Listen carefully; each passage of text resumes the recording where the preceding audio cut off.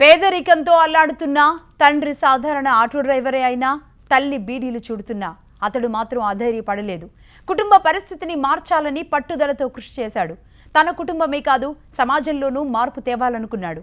ఆ కసే అతన్ని సివిల్స్ బరిలోకి దింపింది. 526వ ర్యాంకర్ రూపేష్ తల్లిదండ్రులతో మా ప్రతినిధి ఫేస్ టు ఫేస్.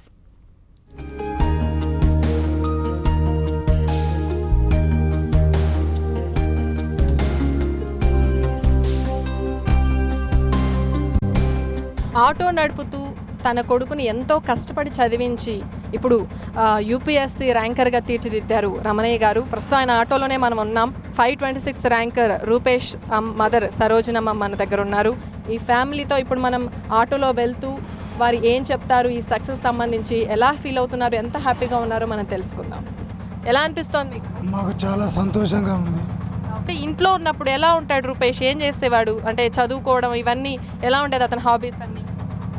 ఎప్పటికీ చదువు మీదనే ధ్యాస ఉంటుంది. ఎప్పటికీ ఇంట్లో ఏ పని చెప్పినా కూడా ఎప్పటికీ టైం వేస్ట్ చేయకుండా ఎప్పటికీ ఒకటి చదువుకుంటూనే ఉంటాడు.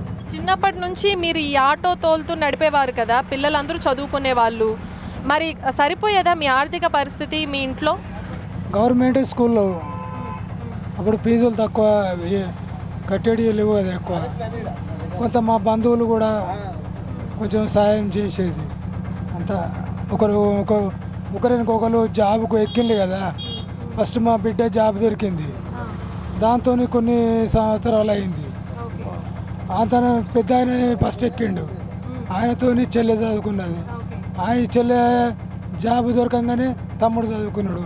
ఇట్లా స్టెప్ బై స్టెప్ వచ్చుకుంటా మేము అలా ఒకరి వెంట ఒకరు చదువుల వెంట పడ్డారు. మొత్తానికి మీ అబ్బాయి ఇంత కష్టపడ్డాడు, ఇంత బాగా చదివాడు అంటే ఎలా అంటే పుత్రుడు పుట్టినప్పుడు కాదు, ఒక మంచి పొజిషన్కి ఎదిగినప్పుడే ఆనందం అంటారు.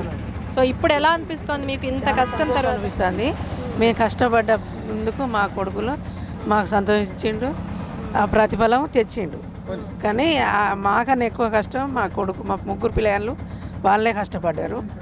అంతేవిధంగా మేము కూడా కష్టపడి వాళ్ళకి మంచి బట్టలు, మంచి ఏదో ఒకటి సంతోషంగా బయట వాళ్ళని చూసి మాకు కూడా కావాలని వాళ్ళు ఎప్పుడూ అడగలేదు. కాకపోతే అమ్మ మాకు మంచి చదువుకుంటాం, మీరు కష్టపడి ఉండి ఈ కష్టం రేపు ఉండదు, మనం కూడా పైకి వస్తాం, మనం కూడా ఆ లెవెల్ ఉంటాం, మనం కూడా మంచి బట్టలు కట్టుకుంటాం అన్నీ మాకే సమాధానం చెప్పేది. ఆ మాటలు విని మా కొడుకులకు మా పిల్లలకి అంతా ఉన్నప్పుడు పడతారు. మేము కూడా కష్టపడతాం, వాళ్ళు ఎంతవరకు చదువుతారో అంతవరకు చదవని. మీరేమో కష్టపడి బీడీలు చుడతారు, రమణయ్య గారేమో కష్టపడి ఆటో నడుపుకుంటారు. వచ్చిన కొద్ది సంపాదనతో ఇల్లు నడపడం కష్టంగా ఉంటుంది. పిల్లలు కూడా ఏదో ఒక పని చేస్తే చేదోడు వాదుడుగా ఉంటుంది. ఎప్పుడు అనిపించలేదా ఎంతసేపు చదువులేనా అని? ఎప్పుడు అనిపించలేదా? నేను అనలేదు, కానీ మా కష్టాలు చూసి మాత్రం మేము దేనికో బాధకు ఒకరిని చేసాపేది కదా.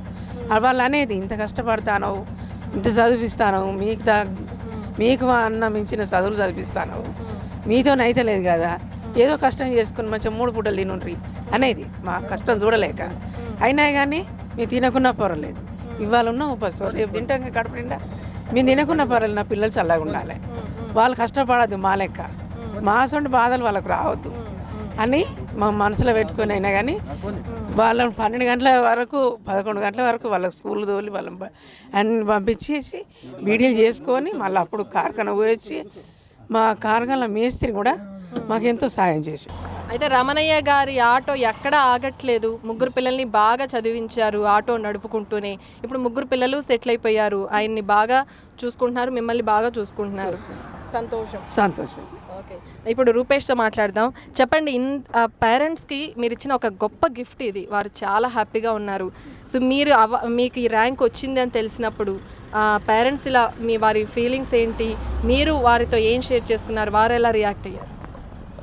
రిజల్ట్ వచ్చినప్పుడు నేను ఆఫీస్లోనే ఉన్నాను. ఆ రోజు వస్తుంది తెలుసు, నిన్న ఈ టైంకి ఆఫీస్లోనే ఉన్నాను.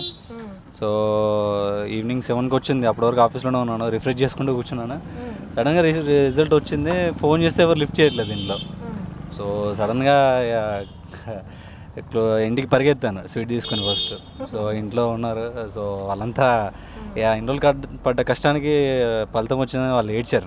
Literally they were cried.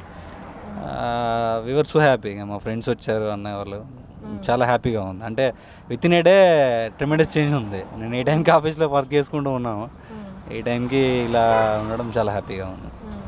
So ఈ ఐఏఎస్ ఐపీఎస్ లాంటివి ఆసామాషి పనులేం కాదు, చాలా హార్డ్ వర్క్ ఉండాలి. ఇన్ని రోజులు మీరు పుస్తకాలతో పడిన కుస్తీ ఎలా అనిపించింది? చాలా కష్టం అండి, కాకపోతే కొద్దిగా ఇష్టంగా చేస్తే బెటరు. ఎందుకంటే ఇది మనకు కావాలి కదా, అంటే ఒకటి కావాలనుకుంటే కొద్దిగా కష్టపడ్డ ప్రాబ్లం ఏం లేదు. ఎందుకంటే తర్వాత నీ లైఫ్ బాగుంటుంది. అంటే you can enjoy the public service also. Service చేసుకుంటూ కూడా మనం హ్యాపీగా ఉండొచ్చు. చిన్నతనం నుంచి పేదరికం వల్ల కొన్ని ఆనందాలను కోల్పోయారు.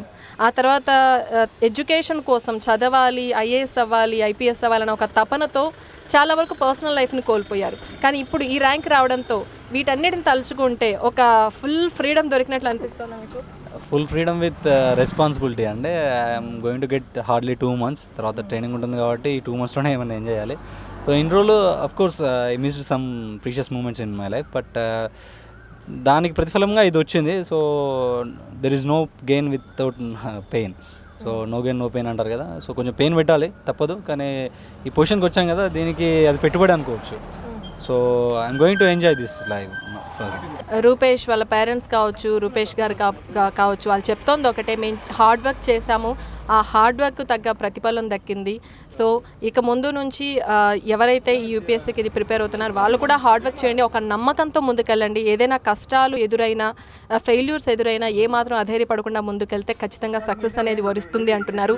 ఈ ఫ్యామిలీ అంతా కూడా చాలా ఆనందంతో ఉన్నారు. ఎన్నో కష్టాల అనంతరం, అంటే ఆటోను నడుపుకుంటూ ఆర్థిక పరిస్థితుల నేపథ్యంలో పర్సనల్ లైఫ్ను కూడా కోల్పోయి, పండుగలు, పబ్బాలు, ఈ కొత్త బట్టలు ఇలాంటివన్నీ కోల్పోయి కేవలం ఫుడ్ సంపాదించుకుని తినడమే గొప్ప అన్న ఒక స్థితి నుంచి ఇవాళ చాలామందికి పేదరికం అనేది లేకుండా చెయ్యాలి అన్న ఆశయంతో ముందుకెళ్తున్న ఒక పెద్ద పొజిషన్కి రీచ్ అయ్యాడు రూపేష్.